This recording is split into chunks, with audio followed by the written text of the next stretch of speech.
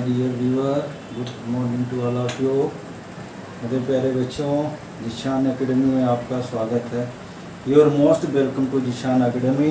Once again I mister Mohammad Sufiyan is ready to deliver another lecture on the topic fruit, chapter number 2, class 12 standard. मेरे प्यारे बच्चों, आज हम chapter 2 से class 12 में last topic that is the fruit के बारे में पढ़ेंगे। बहुत छोटा सा टॉपिक है, 2-3 ही इसमें टॉपिक है, स्टेप बाय स्टेप पढ़ेंगे। इंटरेस्टिंग टॉपिक है, तो आइए आप पढ़ते हैं। आप लोग तैयार हो जाइए। सबसे पहले topic is the fruit. Fruit क्या, what is the fruit? You know that in general the ovule is convert into seed and ovary is convert into fruit. In general यही माना जाता है कि the ripen ovary is called fruit and when the fruit formation are take place then ovary can be enlarged several times. जो ovary होती है कई बार ये enlarge हो जाती है और वो fruit में convert हो जाती है. During the fruit formation from the ovary, the wall of ovary transform into the wall of fruit. जो ओरी की वाल होती है वही फ्रूट वाल में कन्वर्ट हो जाती है। और ये जो फ्रूट वाल होती है इसके लिए टर्म यूज होता है पेरिकार्प। तो on the basis of pericarp के नेचर के बेस पर दो तरह के फ्रूट होते हैं। अगर पेरिकार्प जो होती है वो फ्लैसी होती है देन, और अगर पेरिकार्प जो होती है वो आपकी लेदरली एंड ड्राई होती है। तब अगर फ्लैसी होती है तो ऐसे फ्रूट को फ्लैसी फ्रूट कहते हैं, और अगर ड्राई होती है तो ऐसे फ्रूट को ड्राई फ्रूट कहते हैं। फ्लैसी फ्रूट का एग्जांपल हो गया मैंगो हो गया, ऑरेंज हो गया एट्सेट्रा। और ड्राई फ्रूट का एग्जांपल हो गया कि हो गया मस्टर्ड एट्सेट्रा। अब पेरिकार्प जो होती है ये फ्रूट फार्मेशन में इन्वॉल्व होती है, तो अल्टीमेटली पेरिकार्प ही क्या होता है, फ्रूट बनाती है। इस तरह से पेरिकार्प की जो वाल होती है इसमें 3 लेयर पाए जाते हैं, 3 डिस्टिंक्ट लेयर।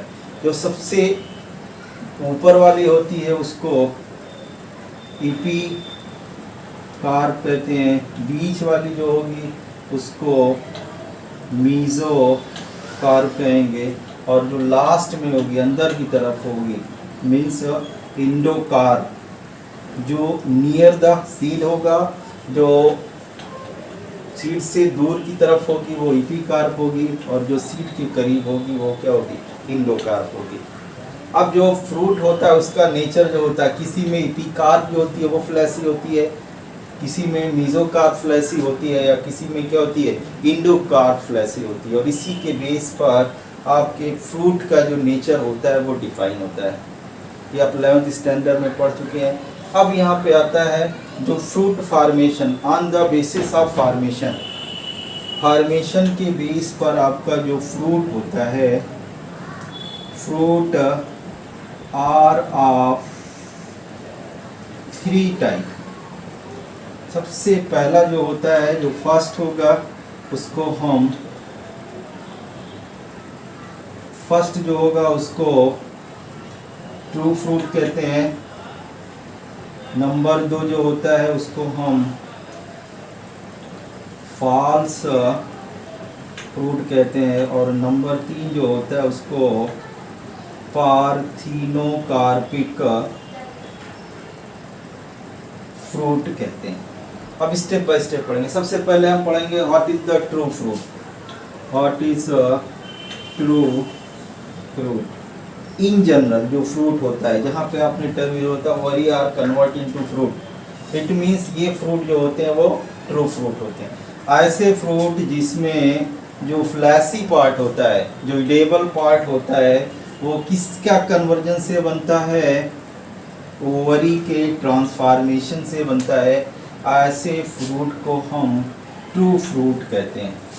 इन जनरल जो हमारे पास जितने भी फ्रूट होते हैं, जैसे आपका मैंगो हो गया, बनाना हो गया, ऑरेंज हो गया, वाटर मिलन हो गया, these are the example of true fruit because in this case ovary are involved to form the fleshy portion or edible portion of the fruit। दूसरा आपका आता है, उस फ्रूट को हम क्या कहते हैं? Second is the false fruit। What is the false fruit? In false fruit, ovary is not involved in fruit formation। ये जो फ्लैसी पार्ट होता है, जो इडेबल पार्ट होता है, वो ओवरी से नहीं बनता है, बल्कि rest of the floral appendage are involve in a fruit formation.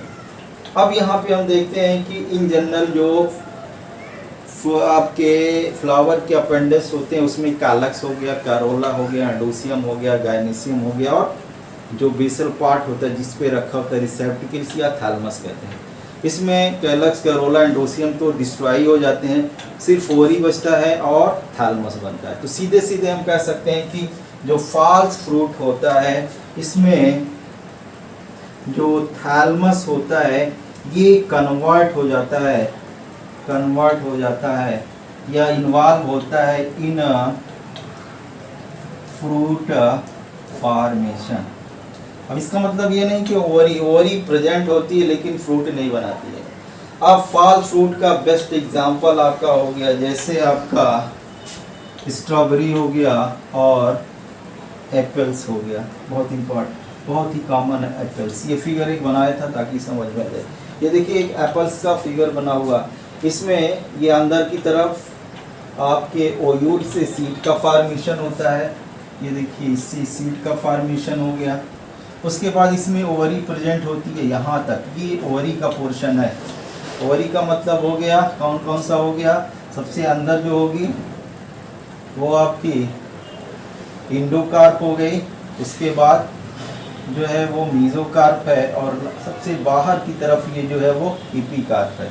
ये वो पोर्शन होता है एप्पल्स में जो खाया नहीं जाता, सीड से रैप, सीड की जो रैपिंग हो जिसको हम निकाल करके फेंक देते हैं, काट करके निकाल देते हैं, खाने लायक नहीं होता है, यानी वो ओवरी का पार्ट होता है। उसके बाद अब ये जो बचा हुआ है यहाँ से लेकर के यहाँ तक का जो पोर्शन होता है, this is the modified part of the thalamus. यानी अगर हम फिगर के पॉइंट ऑफ एक्सप्लेन करना चाहें तो फिगर आपका होता है, ये आपका हो गया इस तरह से थैलमस हो गया, और यहाँ पर ये ओवरी होती है। इसमें आपका क्या होता है कि ये जो ओवरी होती है ये इसी तरह से रहती है, और धीरे धीरे क्या होता है ये थैलमस इसको क्या करता है, कवर कर लेता है, और इस तरह से जो खाने वाला जो पोर्शन, जो फ्लैसी पार्ट होता है फ्रूट का, वो किसकी हेल्प से बनता है? That is the modified part of the thalamus. Thalamus के मॉडिफिकेशन से बनता है। अब उसके बाद एक और आता है, उसके बाद टॉपिक खत्म हो जाएगा। That is the parthenocarpic fruit। When fruit formation are take place without fertilization, such fruit is called parthenocarpic fruit. In general, it is also called seedless fruit। ऐसे फ्रूट जिसमें फर्टिलाइजेशन नहीं होता है, फर्टिलाइजेशन नहीं होगा तो अल्टीमेटली क्या होगा, सीड क्या होगा, रेसिडुअल फॉर्म में पाया जाएगा, या एब्सेंट होगा या लेस नंबर में होगा, सिसाइल फॉर्म में हो गया। ऐसे फ्रूट को हम पार्थिनोकार्पिक फ्रूट कहते हैं। एग्जाम्पल हो गया जैसे आपका ग्रेप्स हो गया,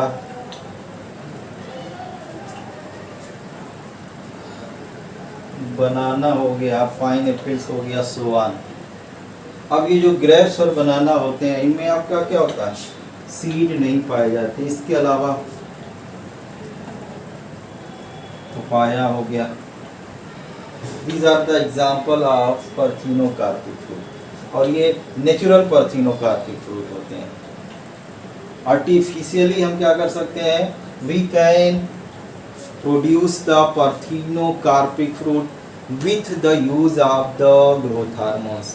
हम ग्रोथ हार्मोन्स को यूटिलाइज करके इंड्यूस पार्थेनोकार्पिक को करा सकते हैं। और ये जो ग्रोथ हार्मोन्स होते हैं मेनली जो यूज़ होते हैं वो आपके पहला ऑक्सिन होता है और दूसरा जिब्रेलिन। ऑक्सिन और जिब्रेलिन जो होते हैं ये पार्थेनोकार्पिक के लिए रिस्पॉन्सिबल होते हैं। तो इनके इस्तेमाल से हम पार्थेनोकार्पिक फ्रूट को ऑब्टेन करते हैं। तो मेरे प्यारे बच्चों, आज लेसन नंबर 2 मेरा कंप्लीट हो गया। अब नेक्स्ट जो वीडियो अपलोड होगी वो चैप्टर नंबर 3 ह्यूमन रिप्रोडक्शन से होगी। बहुत इंपॉर्टेंट चैप्टर होगा, तो आप लोग उसको ज़रूर देखिएगा। धन्यवाद।